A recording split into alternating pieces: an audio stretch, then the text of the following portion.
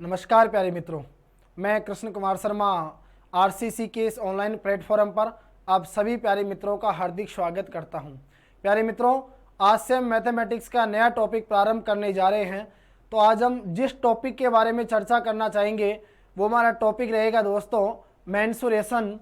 तो आइए हम शुरुआत करते हैं आज के हमारे गणित के नए टॉपिक की, जिसमें हम बात करेंगे क्षेत्रमिति के बारे में। इंपॉर्टेंट टॉपिक है ये, एक एक चीज को हमें ध्यान से समझते हुए चलना है। क्षेत्रमिति यानी हमारा आ गया मेंसुरेशन।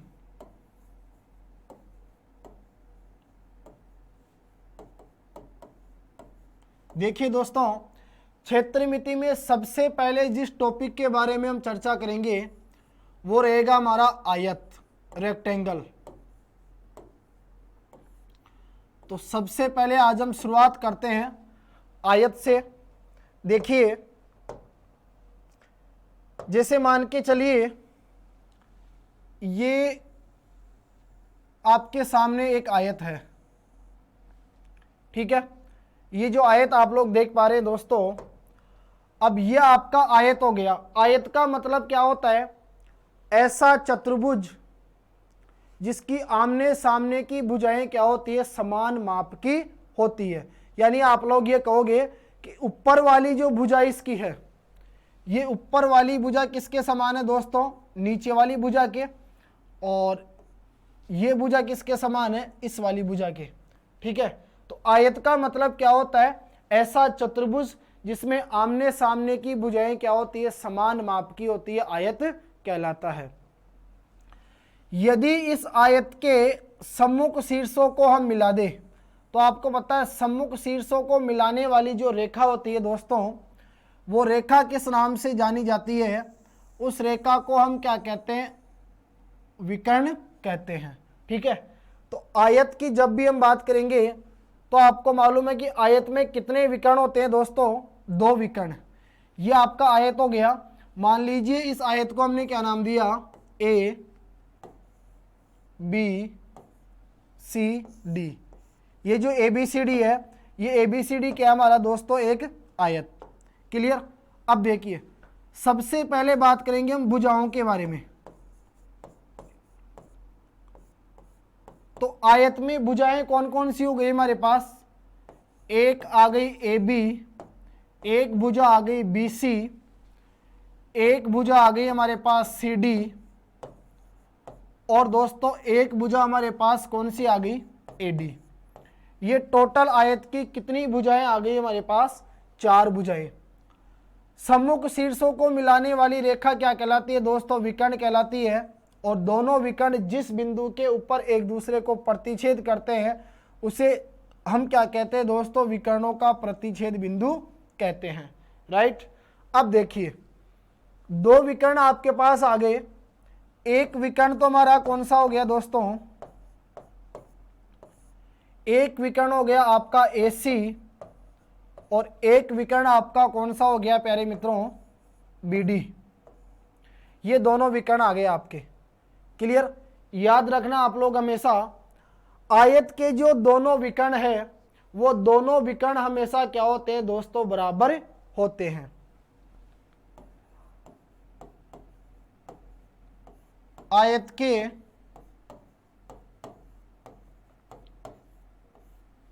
दोनों विकर्ण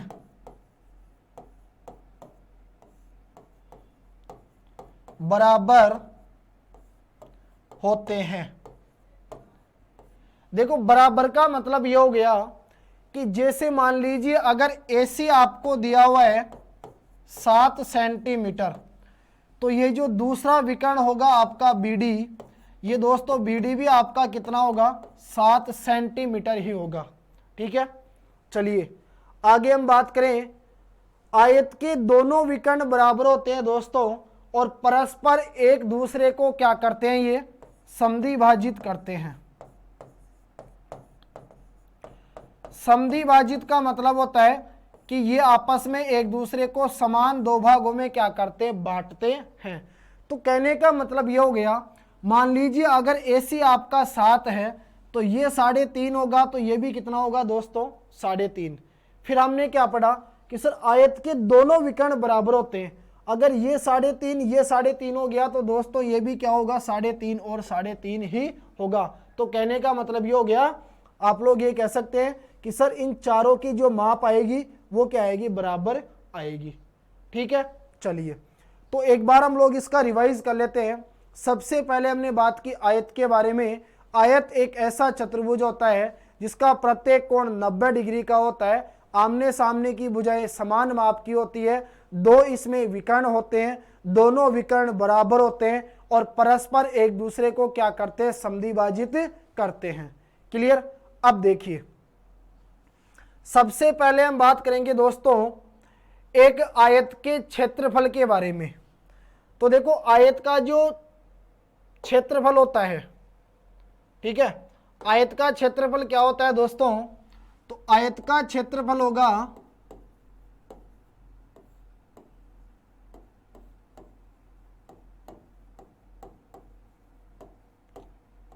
आयत का क्षेत्रफल होता है लंबाई इंटू चौड़ाई। क्लियर है। बताओ आयत का क्षेत्रफल क्या होगा प्यारे मित्रों, लंबाई इंटू चौड़ाई। यानी कोई सा भी आपको आयत दिया हुआ हो, उस आयत की लंबाई को जैसे ही हम चौड़ाई से गुणा करेंगे तो लंबाई को चौड़ाई से गुणा करते ही हमें क्या प्राप्त होगा, उसका क्षेत्रफल प्राप्त होगा। यदि आपसे पूछे कि बताइए आयत का परिमाप, ध्यान देना दोस्तों आप लोग, ये जो परिमाप शब्द आपको लिखा हुआ दिखाई दे रहा है, इस परिमाप शब्द को और क्या कहा जाता है दोस्तों, इसे एक कहा जाता है परिमिति। यानी या तो कह दो परिमाप या आप लोग क्या कह सकते हैं दोस्तों, इसको परिमिति। तो परिमाप और परिमिति दोनों का मतलब एक ही होता है। परिमाप शब्द का मतलब होता है दोस्तों चारों ओर की माप का योग। तो किसी भी आकृति के चारों ओर की माप का जो योग होता है वही क्या कहलाता है दोस्तों, उसका परिमाप कहलाता है। तो आयत का जो परिमाप होगा उसका फॉर्मूला होगा 2 इंटू ब्रैकेट लंबाई प्लस चौड़ाई। यानी जैसे ही हम आयत की लंबाई और चौड़ाई को जोड़कर जब 2 से गुणा करेंगे तो हमें क्या प्राप्त हो जाएगा दोस्तों, उसका परिमाप। क्लियर है यहां तक। इसके बाद हमारे पास बात आती है कि आयत का विकर्ण। देखो आयत का जो विकर्ण होता है प्यारे मित्रों, आयत के विकर्ण बराबर सूत्र होता है अंडरवुड लंबाई स्क्वायर प्लस का चौड़ाई स्क्वायर। यानी जब हम लंबाई का वर्ग और चौड़ाई का वर्ग करके दोनों को जोड़ेंगे अंडरवुड में तो हमें क्या प्राप्त हो जाएगा, आयत का विकर्ण प्राप्त हो जाएगा। क्लियर है यहां तक। तो ये चीजें आप लोगों को आयत से संबंधित ध्यान में रखना है। इसके बाद आगे हम बात करते हैं। सबसे पहले बात की हमने आयत के बारे में। आयत के बाद अब जो दूसरा हमारा टॉपिक आएगा दोस्तों वो क्या कहलाएगा, वर्ग। देखिए जब भी वर्ग की बात आएगी तो आप लोगों को सिंपल सा ये ध्यान में रखना है कि वर्ग का मतलब होता है एक ऐसा चतुर्भुज, यानी ऐसी आकृति जिसकी चारों भुजाएं क्या हो प्यारे मित्रों, समान माप की हो। जैसे मान के चलिए ये भुजा अगर आपकी 4 सेंटीमीटर है तो ये भी कितनी होगी, 4। ये भी 4 सेंटीमीटर होगी और ये भी कितनी होगी दोस्तों, 4 सेंटीमीटर। ठीक है। तो हम लोग कह सकते हैं ऐसा चतुर्भुज जिसकी चारों भुजाएं समान माप की हो और प्रत्येक कोण 90 डिग्री का होता है, वो क्या कहलाता है दोस्तों, वर्ग कहलाता है। मान के चलिए ये एक वर्ग है, तो यदि वर्ग के सम्मुख शीर्षों को हम लोग मिला दें तो सम्मुख शीर्षों को मिलाने वाली रेखा क्या कहलाती है दोस्तों, विकर्ण कहलाती है। वर्ग में भी हमारे पास टोटल कितने विकर्ण होते हैं, 2 विकर्ण होते हैं। मान के चलिए विकर्ण इस वर्ग को आप लोगों ने नाम दिया P Q R S। आप लोग कहोगे कि sir P Q R S, P Q R S क्या है? आपका एक वर्ग है। ठीक है, चलो देखो P Q R S आपका एक वर्ग है दोस्तों। अब आप लोगों से यदि मैं पूछूं कि इसकी भुजाएं कौन कौन सी है, तो आप लोग कहोगे सर भुजाएं हो गई P Q, ठीक है, P Q R, इनको हमें क्रमवाही लिखना है। यह आ गया P Q R S। तो भुजाएं कौन कौन सी आ जाएगी दोस्तों हमारे पास? P Q Q R R S और P S, ये चार भुजाएं आ जाएगी। विकर्ण कौन कौन सी आ गए? एक आ गया P R, एक विकर्ण कौन सा आ गया? S Q। दोनों विकर्ण जिस बिंदु के ऊपर प्रतिच्छेद करते हैं उसे हम लोग कहते हैं प्रतिच्छेद बिंदु, यानी विकर्णों का प्रतिच्छेदन बिंदु। देखिए दोस्तों, वर्ग के जो विकर्ण होते हैं, ये वर्ग के विकर्ण हमेशा आप लोग याद रखना एक दूसरे को 90 डिग्री के कोण पर क्या करते हैं? समद्विभाजित करते हैं। ये चीज आप लोगों को ध्यान में रखनी है।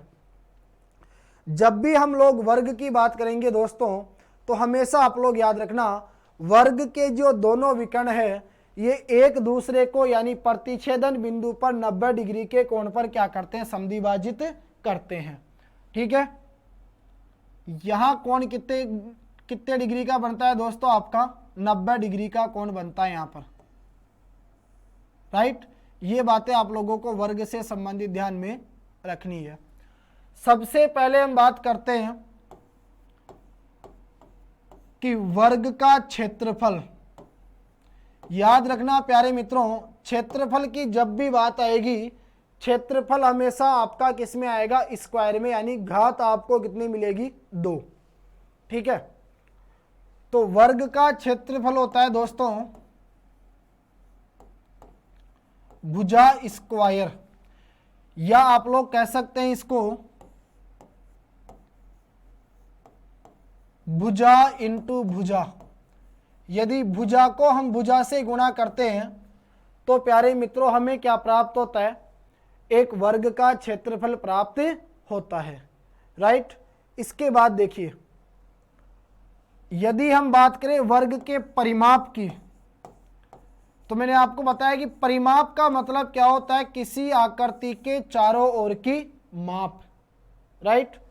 तो वर्ग का जो परिमाप है दोस्तों वो होता है 4 इंटू भुजा।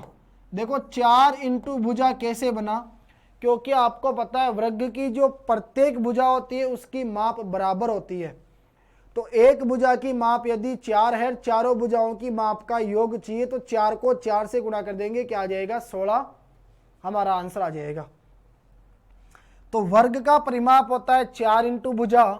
ध्यान रखना दोस्तों, वर्ग की जो लंबाई है और वर्ग की जो चौड़ाई है वो दोनों आपस में क्या होती है? बराबर होती है, जिसे हम लोग क्या कहते हैं? वर्ग की भुजा कहते हैं। तो भुजाई वर्ग की लंबाई है और भुजाई क्या है दोस्तों? वर्ग की चौड़ाई। यदि बात की जाए वर्ग के विकर्ण की, वर्ग का विकर्ण, तो आप लोग ध्यान देना दोस्तों, वर्ग का जो विकर्ण होगा वो हमारे पास काम में आएगा भुजा इंटू √2। यानी जैसे ही हम भुजा को √2 से गुणा करेंगे प्यारे मित्रों, तो हमें क्या प्राप्त हो जाएगा? वर्ग का विकर्ण प्राप्त होगा। क्लियर है? यहाँ तक उम्मीद करूंगा यहाँ तक आप सभी लोगों को सही तरीके से समझ में आया होगा। तो दो चीजें हमने पढ़ी, एक तो हमने बात की दोस्तों आयत के बारे में, एक हमने पढ़ा वर्ग के बारे में। ठीक है, इसके बाद यदि आगे हम बात करें तो आगे जो हमारा तीसरा टॉपिक होगा उसमें हम बात करेंगे दोस्तों, अब हम बढ़ेंगे समकोण त्रिभुज की तरफ।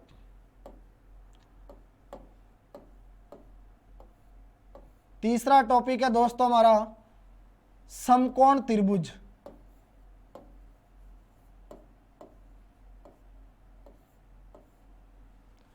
ऐसा त्रिभुज, देखिए कोई सा भी त्रिभुज हो, आप सबको मालूम है कि एक त्रिभुज में 3 भुजाएं होती है।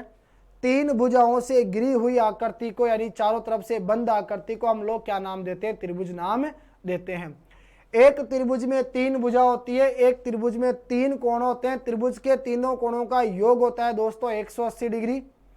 एक त्रिभुज में तीन शीर्ष होते हैं, एक त्रिभुज में तीन ही माध्यिकाएं होती है, ठीक है। और कोई सा भी त्रिभुज हो उसके तीनों अंतः कोणों का जो योग है वो हमें कितना प्राप्त होता है? 180 प्राप्त होता है। क्लियर?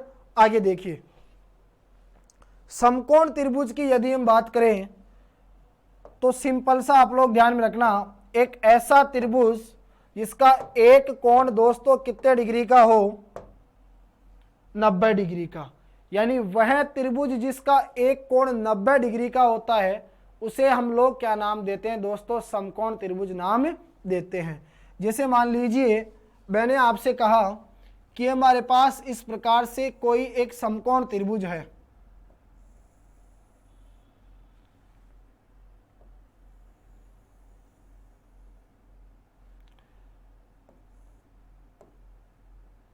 यह आ गया हमारा समकोण। यानी यहां जो बनने वाला कोण होगा दोस्तों वो कोण कितने डिग्री का होगा? हमारे पास 90 डिग्री का, ठीक है। चलिए आगे देखो, यह आ गया आपका 90 डिग्री का कोण। मान लीजिए इसको मैंने नाम दिया ए बी सी। तो आप लोग याद रखना प्यारे मित्रों, ये जो त्रिभुज एबीसी है, ये एबीसी क्या है दोस्तों? आपका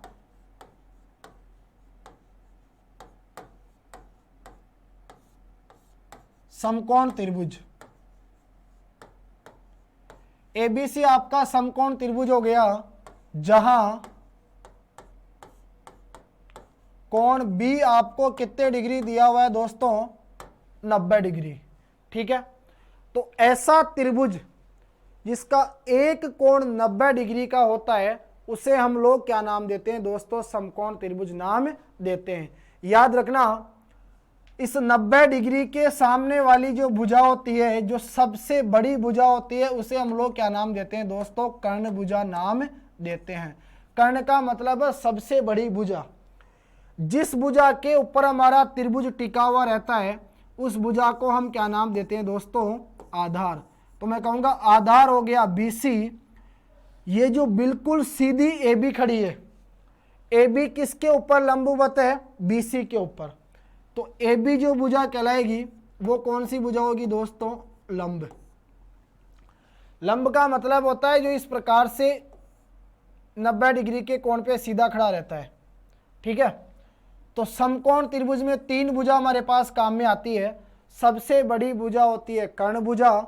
जिस भुजा के ऊपर हमारा समकोण त्रिभुज टिका हुआ रहता है दोस्तों उसको हम लोग क्या कहते हैं? आधार। और एक आती है हमारे पास लंब। याद रखना प्यारे मित्रों, समकोण त्रिभुज के अंदर जो हमारे पास प्रमेय काम में आएगी वो प्रमेय हम लोग पढ़ेंगे पाइथागोरस प्रमेय।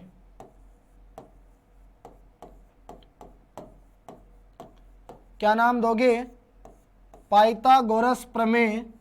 और पाइथागोरस प्रमेय का जो दूसरा नाम है वो होता है प्यारे मित्रों बोधायन प्रमेय।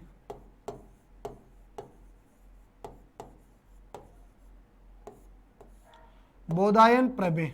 देखिए, या तो आप लोग कह सकते हैं इसको पाइथागोरस प्रमेय या फिर आप लोग क्या नाम दे सकते हैं इसको दोस्तों? बोधायन प्रमेय। दोनों का मतलब एक ही होता है।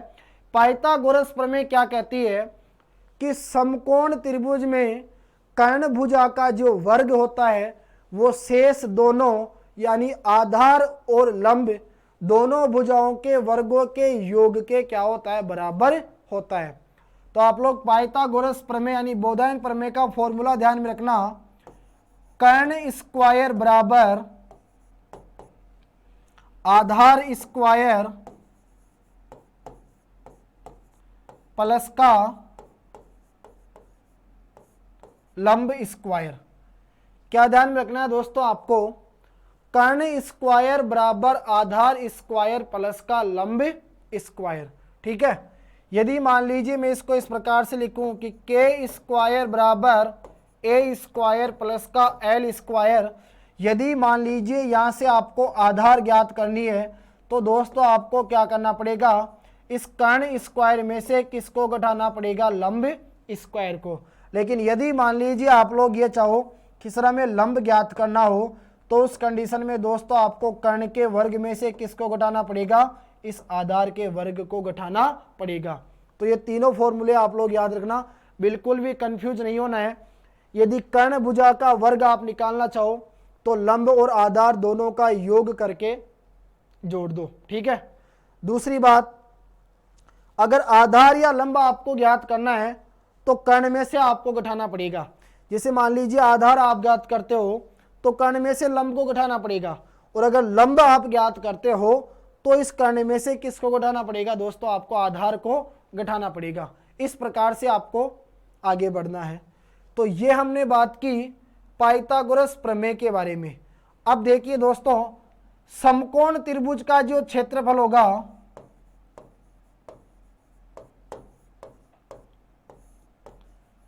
समकोण त्रिभुज का जो क्षेत्रफल होगा वो होगा दोस्तों 1/2 इंटू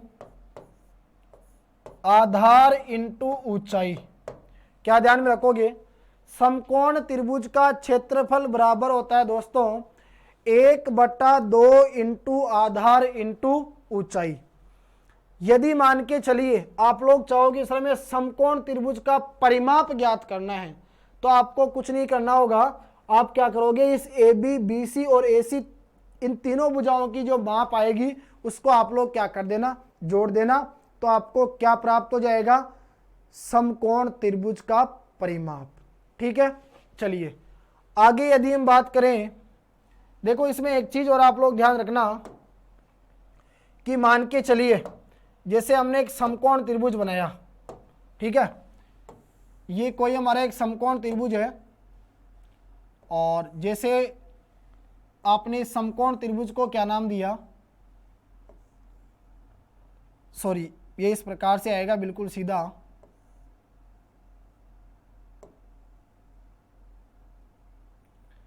यह आपका 90 डिग्री का कोण आ गया यहां पे। देखो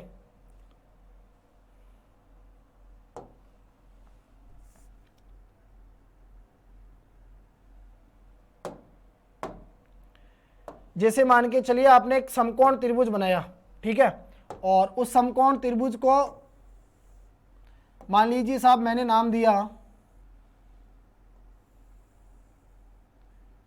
कि ये हो गया हमारा पी क्यू आर।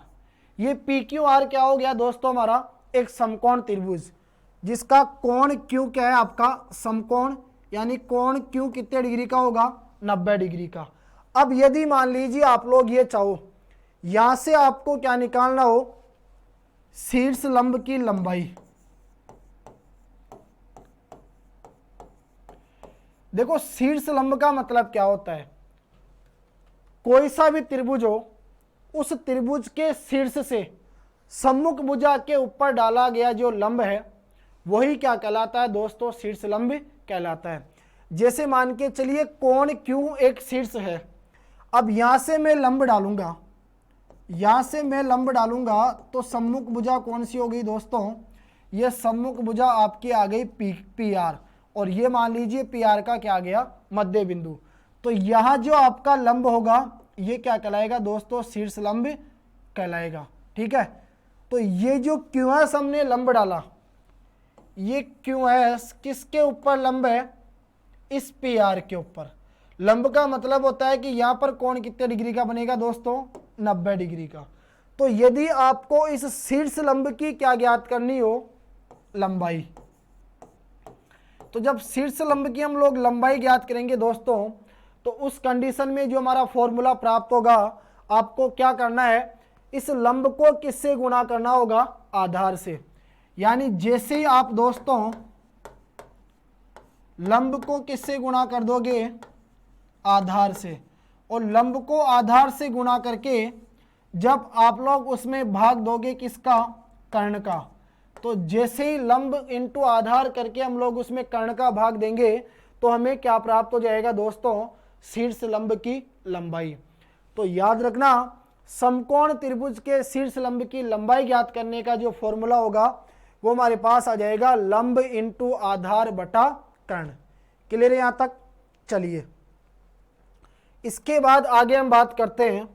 सबसे पहले हमने बात की आयत के बारे में, उसके बाद हमने पढ़ा वर्ग, फिर हमने बात की दोस्तों समकोण त्रिभुज के बारे में। अब जो चौथा हमारा टॉपिक रहेगा उसमें हम लोग बात करेंगे प्यारे मित्रों समद्विबाहु त्रिभुज के बारे में।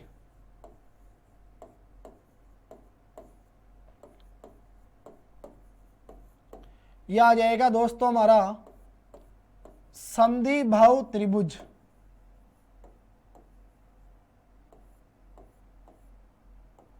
देखिए समद्विबाहु त्रिभुज, थोड़ा सा आप लोग गौर करना प्यारे मित्रों। जब इस नाम को आप लोग ध्यान से पढ़ोगे तो ध्यान से पढ़ते ही आपके दिमाग में आ जाएगा कि समद्विबाहु त्रिभुज का मतलब क्या होता है। सम का मतलब होता है समान, द्वि का मतलब होता है दो, बाहु का मतलब क्या होता है भुजा। तो आप लोग कहोगे ऐसा त्रिभुज जिसकी दो भुजाएं क्या हो दोस्तों समान माप की हो, वही क्या कहलाता है समद्विबाहु त्रिभुज के नाम से जाना जाता है। याद रखना, समद्विबाहु त्रिभुज में सम्मुख भुजाओं के सम्मुख कोण क्या होते हैं दोस्तों बराबर होते हैं। तो चलिए सबसे पहले हम लोग बनाएंगे एक समद्विबाहु त्रिभुज। जैसे मान के चलिए प्यारे दोस्तों आप लोगों ने ये एक समद्विबाहु त्रिभुज बनाया, ठीक है। अब मैंने आपसे कहा कि ये हमारा समद्विबाहु त्रिभुज है। समद्विबाहु त्रिभुज क्यों है? क्योंकि दोस्तों ये दोनों भुजा क्या है इसकी समान माप की है। अगर मैं कहूँ ये 5 सेंटीमीटर है तो ये भी कितनी है 5 सेंटीमीटर। तो आप लोग ये कहोगे कि सर सम्मुख भुजाओं के सम्मुख कोण बराबर होते हैं, तो इस कोण का जो मान होगा दोस्तों वो इस कोण के क्या आएगा बराबर, यानी ये दोनों कोण भी क्या आएंगे हमारे पास समान माप के आएंगे, ठीक है। ये होता है समद्विबाहु त्रिभुज। मान के चलिए इसको आप लोगों ने नाम दिया ए बी और सी। अब देखिए दोस्तों समद्विबाहु त्रिभुज ऐसा त्रिभुज जिसकी दो भुजाएं समान माप की हो, समद्विबाहु त्रिभुज कहलाता है, ठीक है। और हम लोग बात करेंगे कि समद्विबाहु त्रिभुज जो होता है उसमें सम्मुख भुजाओं के सम्मुख कोण भी क्या होते हैं बराबर होते हैं। अब देखिए यदि आप लोगों को चाहिए समद्विबाहु त्रिभुज का क्षेत्रफल, मान के चलिए हम लोग ज्ञात करें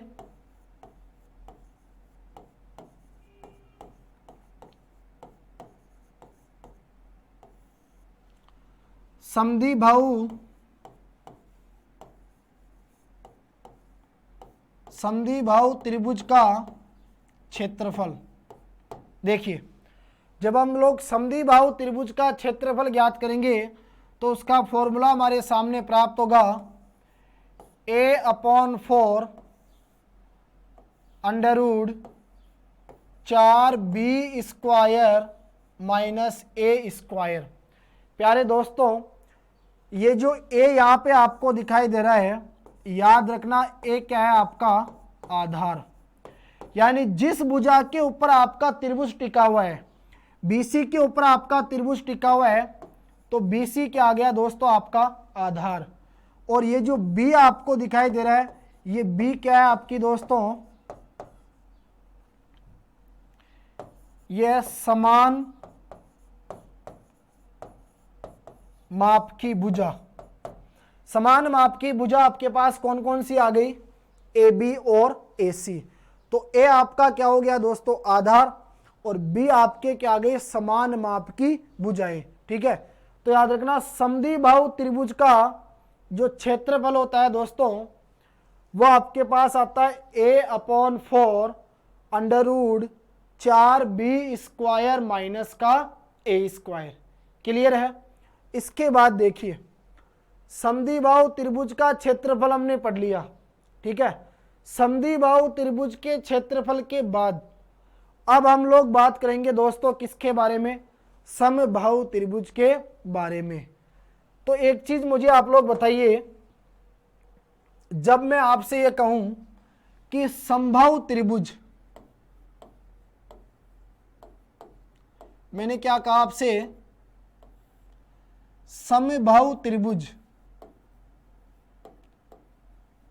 समबाहु त्रिभुज के नाम को पढ़ते ही आपके दिमाग में आएगा कि सर सम यानी समान, बाहु यानी भुजा, ऐसा त्रिभुज जिसकी तीनों भुजाएं क्या हो, समान माप की, वो क्या कहलाता है दोस्तों, समबाहु त्रिभुज कहलाता है। ठीक है, समबाहु त्रिभुज की तीनों भुजा समान होती है, तीनों कोण भी समान होते हैं दोस्तों, प्रत्येक कोण का जो मान है वो 60 डिग्री होता है। याद रखना, समबाहु त्रिभुज का प्रत्येक कोण कितने डिग्री का होता है बताओ, 60 डिग्री का होता है। तीनों भुजाएं समान होती है, तीनों कोण भी समान माप के होते हैं।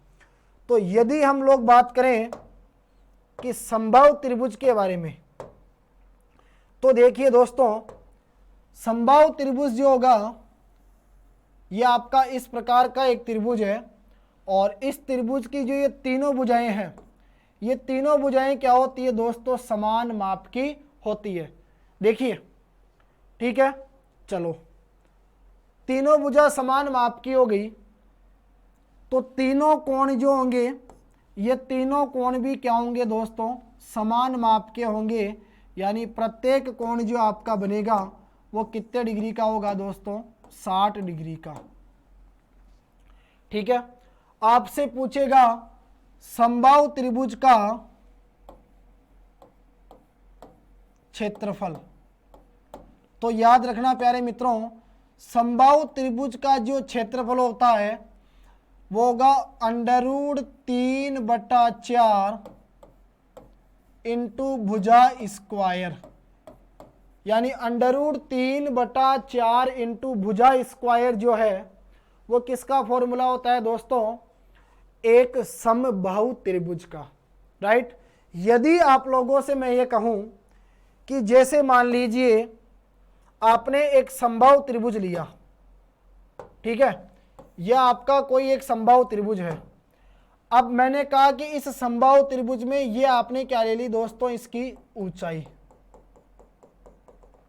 ऊंचाई हमेशा बिल्कुल सीधी आती है, आप लोग याद रखना। ठीक है, यानी शीर्ष लंब को हम लोग क्या कह सकते हैं, ऊंचाई कह सकते हैं, ये ऊंचाई है। तो यदि दोस्तों आपको इस समबाहु त्रिभुज की क्या दे दी जाए, ऊंचाई दे दी जाए, और फिर आपको ज्ञात करना हो समबाहु त्रिभुज का क्षेत्रफल, तो याद रखना, जब समबाहु त्रिभुज की हमें ऊंचाई दे दी जाए और समबाहु त्रिभुज का क्षेत्रफल ज्ञात करना हो, तो हम लोग जिस फॉर्मूले को काम में लेंगे वो आ जाएगा दोस्तों हमारा ऊंचाई स्क्वायर बटा √3, यानी हमें क्या करना है, ऊंचाई का वर्ग करना है, स्क्वायर करना है, और उसमें किसका भाग देना है, √3 का। तो जैसे ही ऊंचाई स्क्वायर में √3 का हम लोग भाग देंगे तो हमें क्या प्राप्त हो जाएगा दोस्तों, हमें प्राप्त होगा एक समबाहु त्रिभुज का क्षेत्रफल। राइट, इसके बाद देखिए, यदि मान लीजिए मैं आपसे कहूं कि मान के चलिए हमारे पास जैसे एक समबाहु त्रिभुज है, ये कोई समबाहु त्रिभुज आप लोगों ने ले लिया, ठीक है, और इस समबाहु त्रिभुज को जैसे मान के चलिए हमने क्या नाम दिया, PQR। देखिए दोस्तों, PQR जो है ये क्या है, आपका एक समबाहु त्रिभुज है, यानी इसकी तीनों भुजाएं जो है वो क्या हो गई, समान माप की।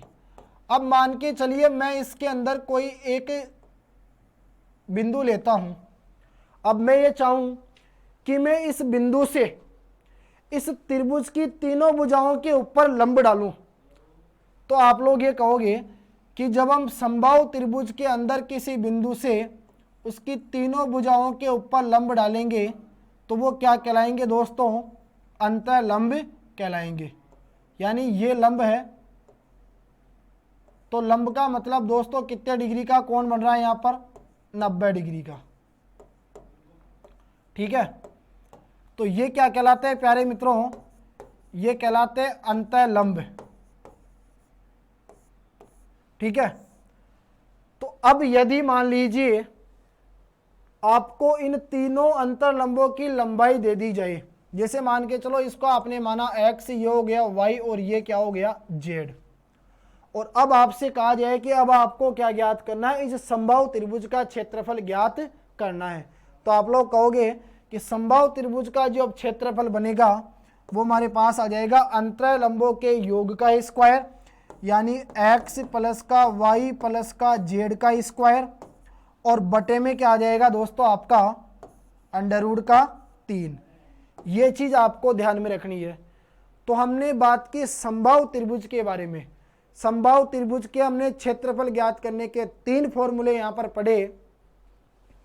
एक फॉर्मूले के अंदर जो हमने बात की दोस्तों, वो बात की कि अंडर रूट 3/4 इंटू भुजा स्क्वायर। यदि हमें समबाहु त्रिभुज की ऊंचाई दे दे तो फॉर्मूला काम में आएगा ऊंचाई स्क्वायर बटा अंडर रूट 3।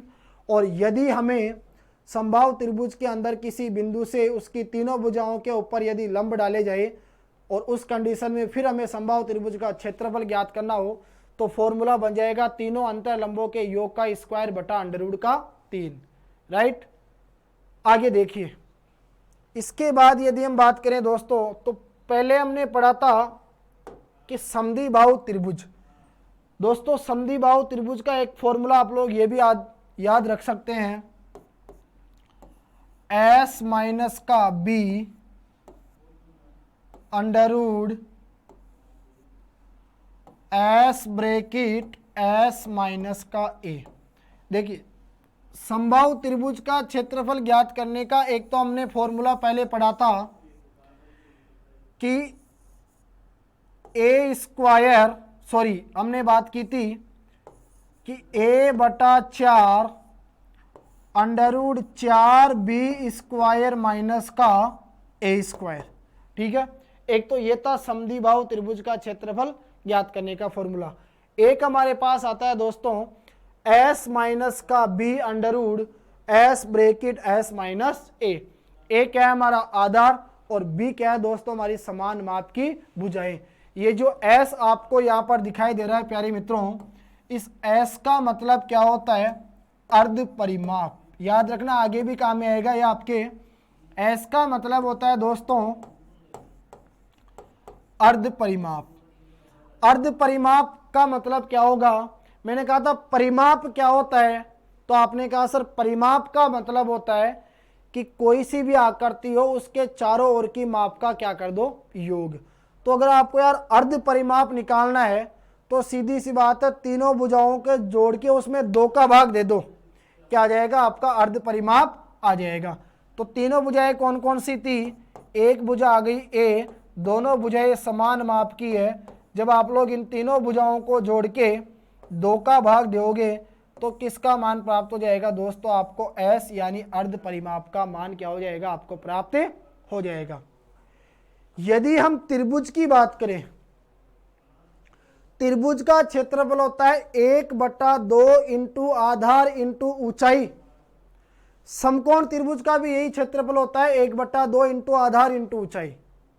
ठीक है, समकोण त्रिभुज का यदि हमें शीर्ष लंब ज्ञात करना हो तो वो होता है लंब इंटू आधार बटा कर्ण। लेकिन मैं आपसे ये कहना चाह रहा हूं, यदि आपको कोई त्रिभुज दे दिया जाए, ठीक है, विषमबाहु त्रिभुज, जैसे मान के चलिए ये कोई त्रिभुज है, मैंने कहा इस त्रिभुज की 3 भुजाएं ए बी सी, तीनों भुजाएं अलग अलग माप की है। अब आपको इसका क्षेत्रफल ज्ञात करना है। तो उस कंडीशन में दोस्तों आप लोग याद रखना, जब एक त्रिभुज की 3 अलग अलग माप की भुजाएं आपको दी हुई हो तो हम लोग जिस सूत्र को काम में लेते हैं वो आता है हमारे पास हीरोइन का सूत्र।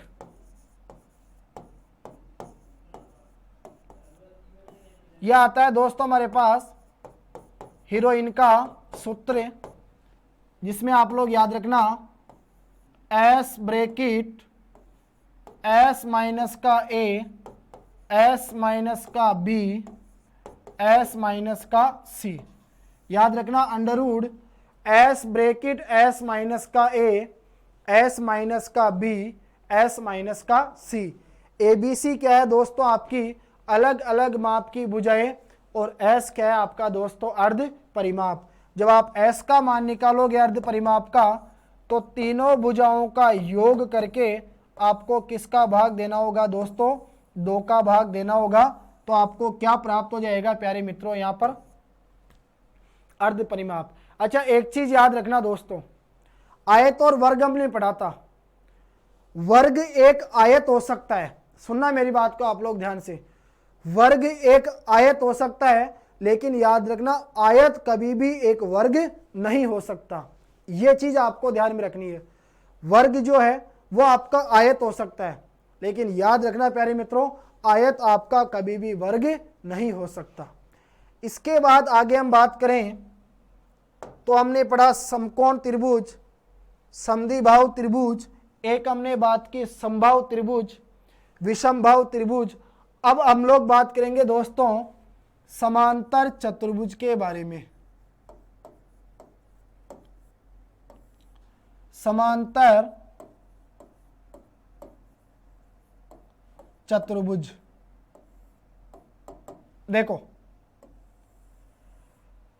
एक ऐसा चतुर्भुज जिसकी आमने सामने की भुजाएं समांतर हो, यानी समान माप की हो, वही क्या कहलाता है दोस्तों, समांतर चतुर्भुज कहलाता है। तो सबसे पहले हम लोग एक समांतर चतुर्भुज बनाएंगे।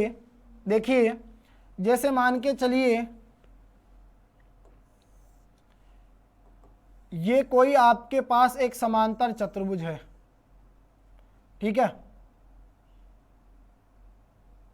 यह आ गया दोस्तों हमारा एक समांतर चतुर्भुज। इसे हम लोगों ने नाम दिया ABCD। देखो ABCD क्या है प्यारे मित्रों, हमारा एक समांतर चतुर्भुज है, राइट। अगर ये आपका समांतर चतुर्भुज है तो आप लोग कहोगे सर आमने सामने की भुजाएं बराबर होगी, यानी निश्चित है कि AB का जो मान होगा वो किसके बराबर होगा, CD के बराबर। इसी प्रकार दोस्तों AD का जो मान आएगा वो किसके बराबर आएगा, आपके पास BC के बराबर। तो समांतर चतुर्भुज के अंदर दोस्तों आमने सामने की जो भुजाएं होती है वो क्या होती है, समान माप की होती है। तो आप लोग कहोगे कि सर AB भुजा जो है वो किसके समांतर है, CD के, और इसी प्रकार AD भुजा जो है दोस्तों वो किसके समांतर है, आपके BC के। क्लियर है यहाँ तक। अब देखिए समांतर चतुर्भुज, देखो आयत जो होता है ना, आयत एक समांतर चतुर्भुज हो सकता है, लेकिन याद रखना समांतर चतुर्भुज कभी भी एक आयत नहीं हो सकता। अब हम बात करेंगे यहाँ पर समांतर चतुर्भुज के विकर्णों को लेकर। देखिए एक विकर्ण आपके पास आ गया AC और एक विकर्ण कौन सा आ गया दोस्तों, आपके पास BD। दोनों विकर्ण जिस बिंदु के ऊपर प्रतिच्छेद कर रहे हैं वो क्या कहलाता है दोस्तों, प्रतिच्छेद बिंदु। तो सबसे पहले मैं आपसे कहना चाहूँगा एक इम्पोर्टेंट बात जो आपको यहाँ पर ध्यान में रखनी है दोस्तों, और यह चीज़ जब भी समांतर चतुर्भुज का प्रश्न आएगा उसमें आपको देखने को मिलेगी। ध्यान देना, समांतर चतुर्भुज के जो विकर्ण होते हैं, समांतर चतुर्भुज के विकर्ण हमेशा चतुर्भुज को 2 बराबर भागों में क्या करते हैं, विभाजित करते हैं। तो प्रत्येक जो भाग बनता है वो एक त्रिभुज कहलाता है, और दोनों त्रिभुजों का जो क्षेत्रफल होगा वो क्या होगा दोस्तों, आपको समान प्राप्त होगा। समझना इस चीज को आप लोग ध्यान से। जैसे मान के चलिए ये आपके पास कोई एक समांतर चतुर्भुज है, ठीक है। ये आपका कोई एक क्या हो गया दोस्तों, समांतर चतुर्भुज। ये आपका एक समांतर चतुर्भुज है। अब ये आपने विकर्ण खींचा तो ये विकर्ण क्या करेगा दोस्तों, इस समांतर चतुर्भुज को 2 बराबर भागों में विभाजित कर देगा। यानी इस भाग का जो क्षेत्रफल आएगा ना, वही क्षेत्रफल किसका आएगा दोस्तों, इस भाग का आएगा। तो प्रत्येक भाग क्या बन रहा है, एक त्रिभुज। तो इस त्रिभुज का जो क्षेत्रफल होगा वही इस त्रिभुज का क्षेत्रफल होगा। क्लियर। मान के चलिए इस त्रिभुज का क्षेत्रफल आ गया 10 सेंटीमीटर स्क्वायर, तो यह भी कितना होगा, 10 सेंटीमीटर स्क्वायर। टोटल चतुर्भुज का जो क्षेत्रफल हमें प्राप्त होगा वो जाएगा 20 सेंटीमीटर स्क्वायर। याद रखना प्यारे मित्रों, समांतर चतुर्भुज का जो क्षेत्रफल होता है वो हमारे पास आता है आधार इंटू ऊंचाई। जब भी समांतर चतुर्भुज का क्षेत्रफल हमें ज्ञात करना हो तो उसके लिए फॉर्मूला हम लोग क्या ध्यान में रखेंगे, आधार इंटू ऊंचाई। यानी आधार को अगर हम ऊंचाई से गुणा करें तो हमें क्या प्राप्त होगा दोस्तों, एक समांतर चतुर्भुज का क्षेत्रफल। क्लियर।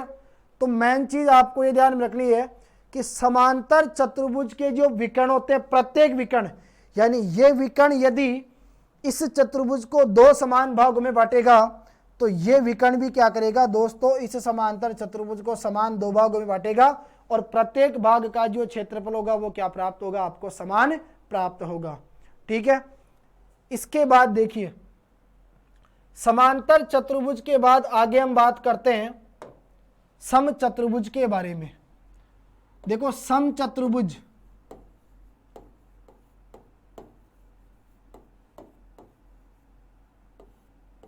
समचतुर्भुज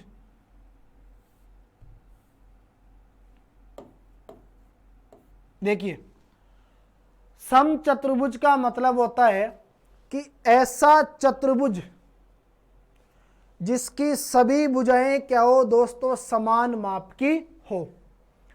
यानी मान के चलिए यह आपने एक चतुर्भुज बनाया और अगर इस बनने वाले चतुर्भुज की सभी भुजाएं समान माप की है, मान के चलिए ये 4 सेंटीमीटर है तो ये भी 4 सेंटीमीटर है, ये 4 सेंटीमीटर है तो ये भी कितनी है, 4 सेंटीमीटर है। तो ऐसा चतुर्भुज जिसकी प्रत्येक भुजा समान माप की हो, यानी चारों भुजाएं समान माप की हो, वो क्या कहलाता है दोस्तों, समचतुर्भुज कहलाता है। और याद रखना, समचतुर्भुज और वर्ग, समचतुर्भुज और वर्ग दोनों के जो विकर्ण होते हैं ये परस्पर एक दूसरे को कितने डिग्री के कोण पर समद्विभाजित करते हैं, तो ये दोस्तों 90 डिग्री के कोण पर क्या करते हैं, एक दूसरे को समद्विभाजित करते हैं। ये बात आप लोगों को याद रखनी है। समचतुर्भुज ऐसा चतुर्भुज जिसकी सभी भुजाएं क्या हो, समान माप की हो। और दूसरी बात याद रखना, समचतुर्भुज के जो विकर्ण होते हैं वो एक दूसरे को परस्पर कितने डिग्री के कोण पर समद्विभाजित करते हैं, 90 डिग्री के कोण पर समद्विभाजित करते हैं। यदि हमें ज्ञात करना हो समचतुर्भुज का क्षेत्रफल तो याद रखना दोस्तों, समचतुर्भुज का जो क्षेत्रफल होगा ये क्षेत्रफल आपके पास आएगा 1/2 इंटू विकर्णों का गुणनफल। क्या ध्यान में रखोगे दोस्तों, समचतुर्भुज का क्षेत्रफल बराबर 1/2 इंटू विकर्णों का गुणनफल। नेक्स्ट देखिए, समचतुर्भुज के बाद में जो अगला हमारा नया टॉपिक है वो आता है दोस्तों समलंब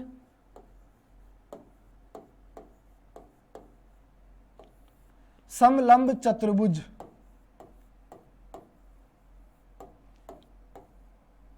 देखिए, एक ऐसा चतुर्भुज जिसकी दो समांतर भुजाएं, एक ऐसा चतुर्भुज जिसकी दो समांतर भुजाएं आधार के साथ में 90 डिग्री का कोण बनाती है, वही चतुर्भुज क्या कहलाता है दोस्तों, समलंब चतुर्भुज के नाम से जाना जाता है। जैसे मान के चलिए ये हमने एक समलंब चतुर्भुज बनाया, ठीक है। जैसे मान के चलिए ये हमने क्या ले लिया दोस्तों, एक समलंब चतुर्भुज। क्लियर। अब देखो, समझने योग्य हमारे लिए बात यह है कि समचतुर्भुज का मतलब क्या होता है, सॉरी समलंब चतुर्भुज। देखिए, समलंब चतुर्भुज का मतलब ये हो गया कि जैसे मान के चलिए एक भुजा तो हमारे पास ये आ गई, दूसरी भुजा हमारे पास ये आ गई, दोनों भुजाएं एक दूसरे के आमने सामने हैं, मैंने आपसे कहा कि ये क्या है, हमारी समांतर भुजाएं। अब ये क्या आ गया दोस्तों, हमारा आधार। तो ये दोनों समांतर भुजाएं है ना, इस आधार के साथ में यहाँ जो कोण बनाएगी दोस्तों, ये बनने वाला कोण आपका कितने डिग्री का होगा, 90 डिग्री का। तो इस प्रकार ये जो हमें एक चतुर्भुज प्राप्त होता है, ये चतुर्भुज क्या कहलाता है दोस्तों, ये चतुर्भुज कहलाता है हमारा समलंब चतुर्भुज। ठीक है, यदि यहाँ से आप इसको मिलाते हो तो ये किसका काम करती है दोस्तों, इसकी ऊंचाई का काम करती है। यानी ये इसकी ऊंचाई है, ये भी क्या होगी दोस्तों, इसकी ऊंचाई। ये 5 आएगी तो ये भी 5 आएगी, क्योंकि ये क्या बन जाएगा, हमारा एक आयत। चलो अब देखिए, तो ये तो आ गया हमारा समलंब चतुर्भुज। ये आ गया इस समलंब चतुर्भुज के शीर्ष से डाला गया लंब, यानी ये आ गई समलंब चतुर्भुज की ऊंचाइयां। ठीक है, अब देखो, समलंब चतुर्भुज का यदि हमें क्षेत्रफल ज्ञात करना हो तो याद रखना, इंपॉर्टेंट है ये चीज हमारे लिए, कि समलंब चतुर्भुज का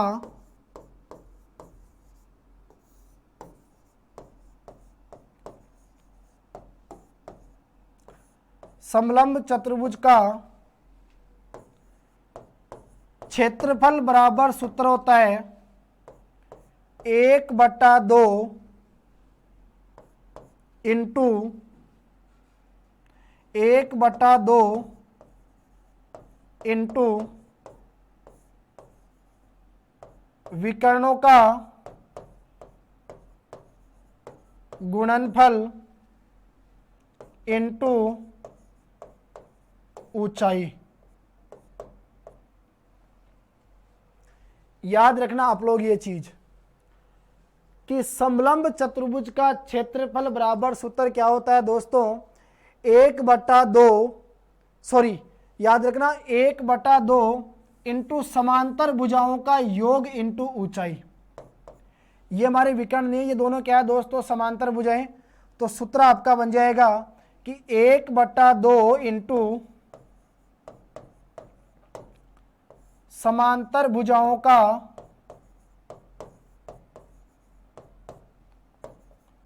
योग इंटू ऊंचाई। क्लियर है, ये चीज आप लोग ध्यान रखना कि जैसे ही दोनों समांतर भुजाओं का योग करके हम उसको यदि ऊंचाई से गुणा करें और उसमें 2 का भाग दें तो हमें क्या प्राप्त होता है दोस्तों, समलंब चतुर्भुज का क्षेत्रफल हमारे को प्राप्त होता है। ठीक है, नेक्स्ट देखिए, यदि मान के चलिए जैसे आपके पास में कोई चतुर्भुज है, जैसे आपने एक ये चतुर्भुज बनाया और इस चतुर्भुज को हमने नाम दिया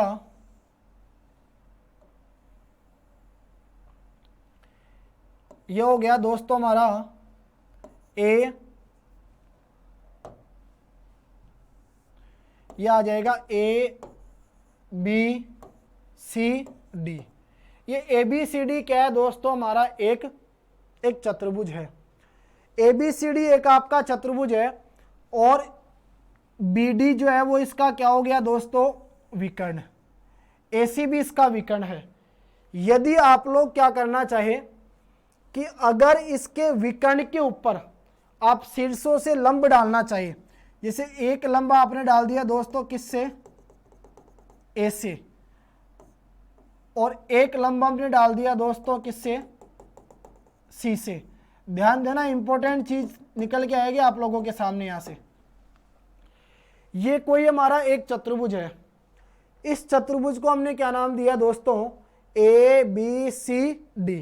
ठीक है, मान के चलिए ए बी सी डी आपका एक समांतर चतुर्भुज है। ठीक है, अब आपने क्या किया, इसका विकर्ण कौन सा हो गया, बी डी, आपने एक विकर्ण ले लिया।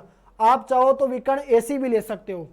अब इस विकर्ण के ऊपर हमने क्या किया दोस्तों, इन दोनों सम्मुख शीर्षों से लंब डाल दिए। और यदि अब हमें इस चतुर्भुज का क्षेत्रफल ज्ञात करना हो तो उस कंडीशन में हमारा जो सूत्र बनेगा वो होगा दोस्तों 1/2 इंटू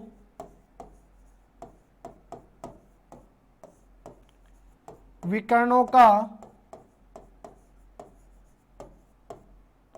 गुणनफल, देखिए आप लोगों को क्या ध्यान में रखना है, 1/2 इंटू विकर्ण इंटू सम्मुख शीर्षों से डाले गए लंबों का योग, ये चीज आप लोग ध्यान रखना। सूत्र क्या बन जाएगा हमारा, 1/2 इंटू विकर्ण, जैसे आपने विकर्ण कौन सा लिया, तो आप लोगों ने विकर्ण ले लिया, मान के चलिए 1/2 इंटू विकर्ण आपका आ गया कौन सा दोस्तों, BD। तो सूत्र जो आपका बनेगा वो होगा 1/2 इंटू विकर्ण इंटू विकर्ण पर सम्मुख शीर्षों से डाले गए लंबों का योग। तो लंब आपने कौन कौन से डाले, एक जैसे मान लीजिए आपका हो गया AE और एक आपका कौन सा हो गया दोस्तों CF। तो AE प्लस CF को जोड़ के यदि आप लोग BD से गुणा करते हो और उसमें 2 का भाग देते हो तो आपको क्या प्राप्त होगा, इस चतुर्भुज का क्षेत्रफल। क्लियर है यहाँ तक। इसके बाद देखिए नेक्स्ट आगे हम बात करते हैं, ये तो हमने पढ़ी कि चतुर्भुज, और एक हमने बात की किसके बारे में, एक त्रिभुज के बारे में। अब हम लोग बात करेंगे दोस्तों वर्त के बारे में। थोड़ा सा आप लोग ध्यान दीजिए, ये बहुत इंपॉर्टेंट चीज़ है और इसके माध्यम से आपका वर्त से संबंधित सभी चीज़ें यही क्लियर हो जाएगी, तो थोड़ा सा आपको ध्यान से समझना है। वर्त की यदि हम बात करें दोस्तों, तो जैसे मान के चलिए सबसे पहले आप लोगों ने क्या बनाया, इस प्रकार से एक वर्त, मान के चलिए ये हमारा एक वर्त है, जैसे ये हमने एक वर्त ले लिया, ठीक है। अब इस वर्त के ठीक बीच में जो हमारा बिंदु आता है, इस बिंदु को हम लोग क्या कहते हैं दोस्तों, इसे हम नाम देते हैं वर्त का केंद्र। देखो केंद्र वह बिंदु होता है जो ठीक बीच में स्थित होता है। क्लियर। तो ये हम लोगों ने एक वर्त बनाया और इस वर्त के बीच में ठीक स्थित बिंदु को हमने क्या नाम दिया, O। तो ये जो बिंदु O है दोस्तों, ये बिंदु O क्या कहलाएगा आपका, बिंदु O आ गया आपका वर्त का केंद्र, वर्त का केंद्र। अब देखिए ये वर्त का केंद्र है और चारों तरफ ये जो बाउंड्री बनी हुई आपको दिखाई दे रही है, ये बाउंड्री क्या कहलाती है दोस्तों, ये कहलाती है वर्त की परिधि, चारों ओर की माप। ये आ गई वर्त की परिधि। याद रखना दोस्तों, वर्त की जो परिधि का सूत्र होता है वो होता है 2πr। ठीक है। ये जो r है, r क्या कहलाती है दोस्तों, r आती है वर्त की त्रिज्या, ये वर्त की त्रिज्या हो गई। और ये जो पाई है दोस्तों, ये पाई हमारा एक स्थिरांक होता है, ये एक ग्रीक भाषा का शब्द है। और इस पाई की खोज किसने की थी दोस्तों, तो यदि हम इसकी खोज की बात करें तो पाई की खोज की थी प्यारे मित्रों आर्यभट्ट ने। ठीक है। देखिए चारों तरफ की ये जो माप आपको दिखाई दे रही है बाउंड्री, ये कहलाती है दोस्तों वर्त की परिधि। वर्त की परिधि ज्ञात करने का सूत्र होता है 2πr। 2 इंटू पाई का मान होता है प्यारे मित्रों 22/7। पाई एक स्थिरांक होता है, ग्रीक भाषा का शब्द है, इसकी खोज किसने की थी, आर्यभट्ट ने। आर क्या कहलाती है, वर्त की त्रिज्या। याद रखना दोस्तों, अगर वर्त की त्रिज्या को हम लोग 2 से गुणा करते हैं तो हमें क्या प्राप्त होता है दोस्तों, वर्त का व्यास प्राप्त होता है। याद रखने योग्य बात आपके लिए यह है कि वर्त का जो व्यास होता है दोस्तों, ये वर्त का व्यास इस वर्त की त्रिज्या का क्या होता है, 2 गुना। और यदि मान लीजिए आप लोग चाहो वर्त की त्रिज्या ज्ञात करना, तो वर्त की त्रिज्या जो है दोस्तों, ये वर्त की त्रिज्या व्यास की क्या होती है, आधी होती है। इन दोनों बातों के बारे में आप लोगों को संबंध मालूम होना चाहिए कि वर्त की जो त्रिज्या होती है वो व्यास की आधी होती है और व्यास जो होता है वो वर्त की त्रिज्या का 2 गुना होता है। देखो वर्त की त्रिज्या का मतलब क्या होता है, मान के चलिए वर्त की परिधि के ऊपर आपने कोई बिंदु लिया, जैसे मैंने कहा ये बिंदु है, इस बिंदु को मैंने क्या नाम दिया दोस्तों ए। तो ये वर्त का केंद्र है और ये वर्त की परिधि के ऊपर स्थित बिंदु है। वर्त के केंद्र को वर्त की परिधि पर स्थित बिंदु से मिलाने वाली जो रेखा है दोस्तों ये क्या कहलाती है, वर्त की त्रिज्या कहलाती है। और याद रखना वर्त की त्रिज्या जो होती है वो वर्त में केंद्र के चारों तरफ क्या होती है, समान होती है। अगर ये त्रिज्या दोस्तों 7 सेंटीमीटर है तो ये त्रिज्या भी कितनी होगी, 7 सेंटीमीटर। ये त्रिज्या भी कितनी होगी प्यारे मित्रों, 7 सेंटीमीटर। ये त्रिज्या भी कितनी होगी, 7 सेंटीमीटर। तो इंपॉर्टेंट चीज आपको ये ध्यान में रखनी है कि वर्त की जो त्रिज्या होती है, ये वर्त की त्रिज्या दोस्तों वर्त में केंद्र के चारों तरफ क्या होती है, समान माप की होती है। राइट। तो परिभाषा अगर आप लोग याद रखो तो कह सकते हैं कि वर्त के केंद्र को वर्त की परिधि पर स्थित बिंदु से मिलाने वाली रेखा वर्त की क्या कहलाती है दोस्तों, वर्त की त्रिज्या कहलाती है। इसके बाद देखिए अब बात आती है आपके पास व्यास के बारे में। तो याद रखना दोस्तों व्यास का मतलब होता है कि वर्त की परिधि पर स्थित दो बिंदुओं को मिलाने वाली रेखा जो किससे होकर गुजरे, वर्त के केंद्र से होकर गुजरे। ठीक है, जैसे मान के चलिए आप लोगों ने क्या किया कि जैसे हमने एक वर्त बनाया और ये जो हमारे पास वर्त है ये क्या आ गया दोस्तों, इस वर्त का केंद्र। ठीक है, ये वर्त का केंद्र आ गया। अब देखो वर्त की परिधि के ऊपर आपको दो बिंदु लेने हैं।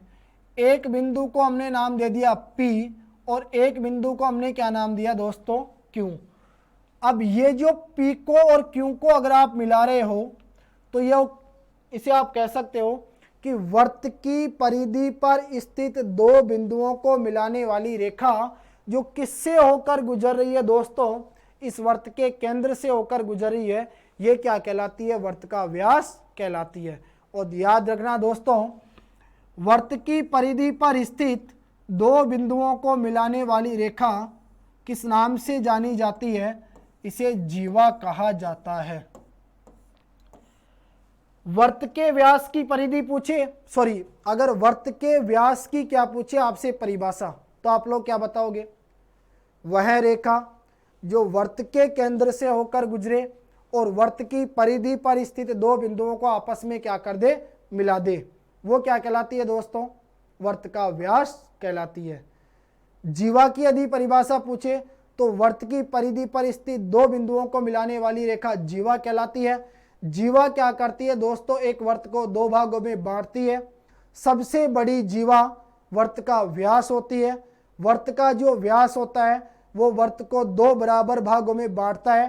प्रत्येक भाग जो है वो क्या कहलाता है, एक अर्धवर्त कहलाता है। ये चीजें आप लोगों को ध्यान में रखनी है।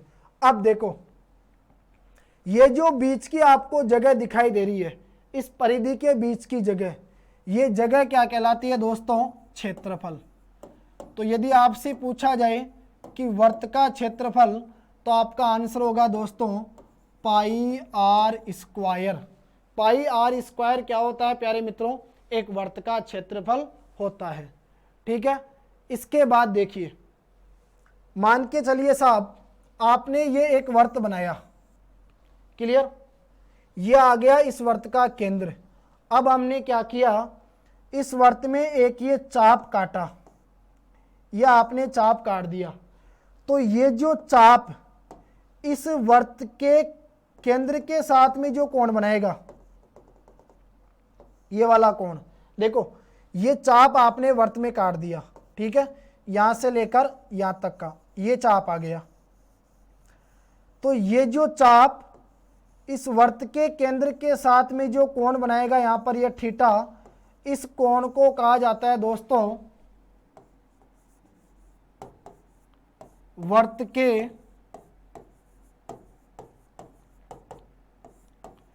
केंद्र पर अंतरित कोण। अंतरित का मतलब होता है बनने वाला कोण, यानी आप लोग कह सकते हैं कि चाप द्वारा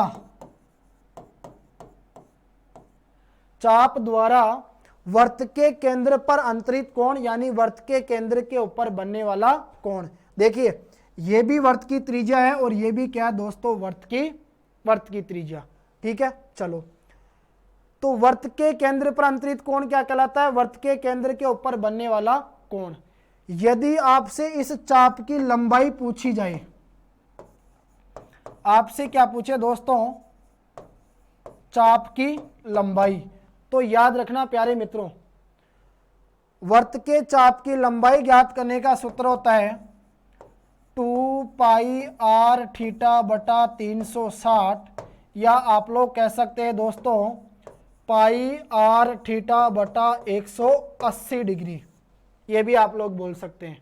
ठीक है, नेक्स्ट देखो, ध्यान देना प्यारे मित्रों, एक वर्त की दो त्रिज्याओं के द्वारा काटा गया ये जो टुकड़ा है, इस टुकड़े को हम लोग क्या नाम देते हैं दोस्तों, इसे कहा जाता है लघु त्रिज्यीय खंड। ठीक है, ये बात आप लोग ध्यान रखना। देखो ये भी वर्त की त्रिज्या है, ये भी वर्त की त्रिज्या है। एक तो होता है दोस्तों दीर्घ त्रिज्यीय खंड, एक आता है हमारे पास लघु त्रिज्यीय खंड। दीर्घ का मतलब होता है बड़ा, जैसे मान के चलिए ये कोई वर्त है दोस्तों, ये क्या आ गया, इस वर्त का केंद्र।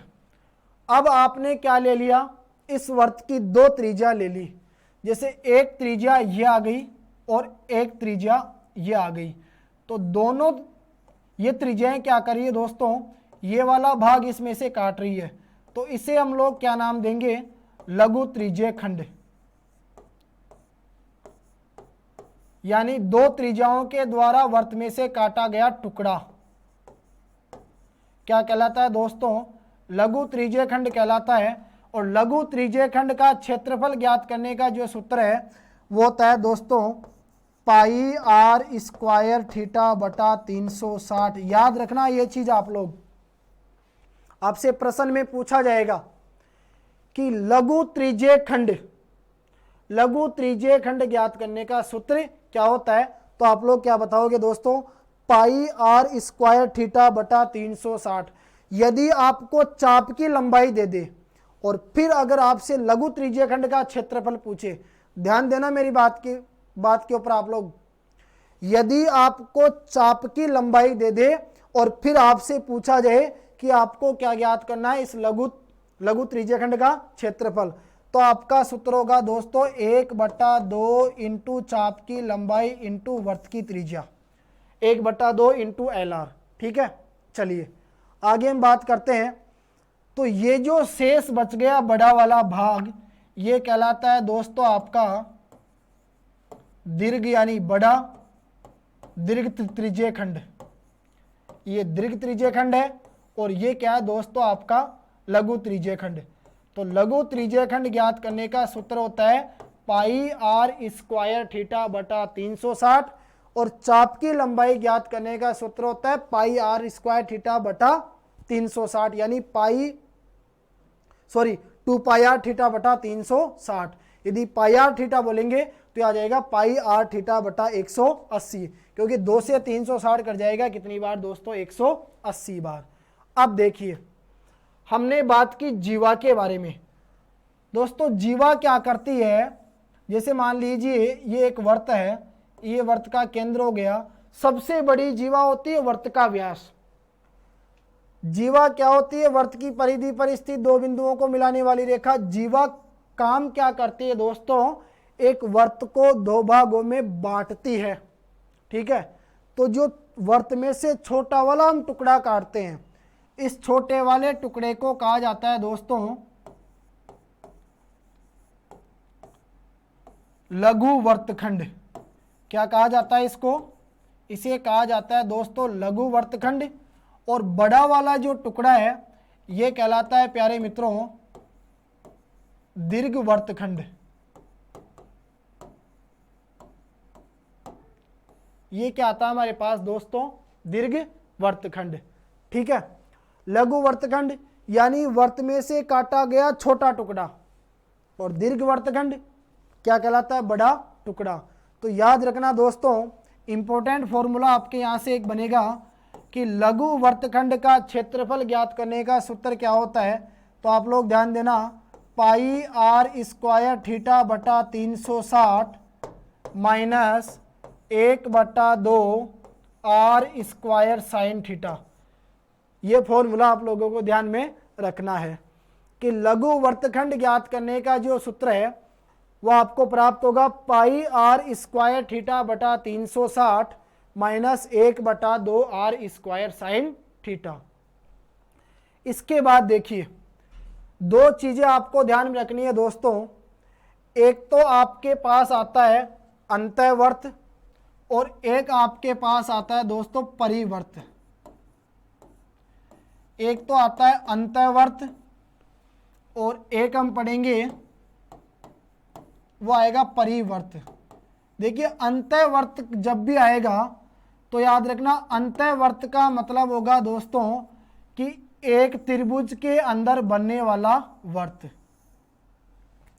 यानी कोई भी वर्त अगर आपका दोस्तों त्रिभुज के अंदर बनता है तो उसे आप लोग क्या कह सकते हैं, अंतःवर्त कह सकते हैं। ठीक है, जैसे मान के चलिए साहब ये एक वर्त है और इस वर्त को हमने कहाँ बनाया दोस्तों, इस त्रिभुज के अंदर।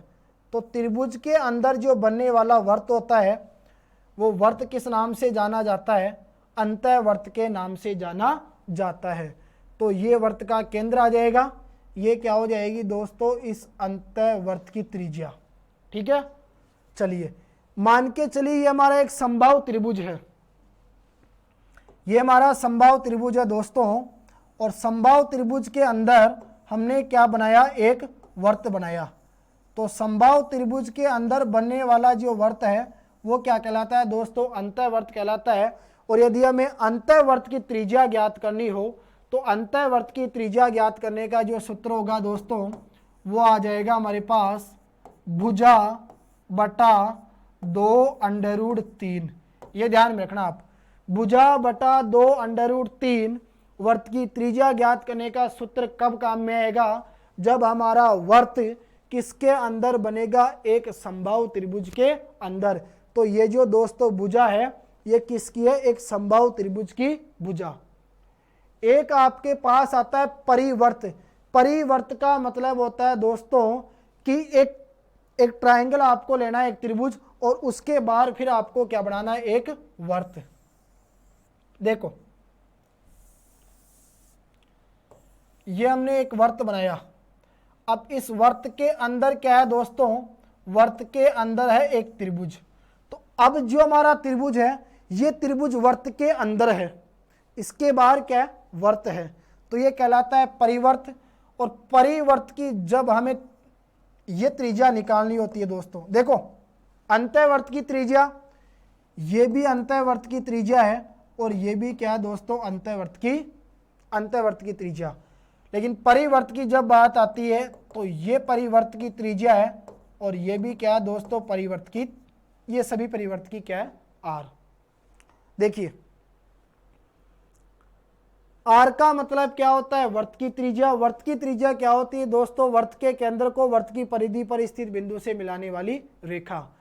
तो यदि परिवर्त की हम बात करें कि आपके पास कोई समबाहु त्रिभुज है और उसके बाहर आपने वर्त बना दिया, अब आपको इस परिवर्त की ये त्रिज्या निकालनी है, तो उसका सूत्र होगा दोस्तों भुजा बटा √3।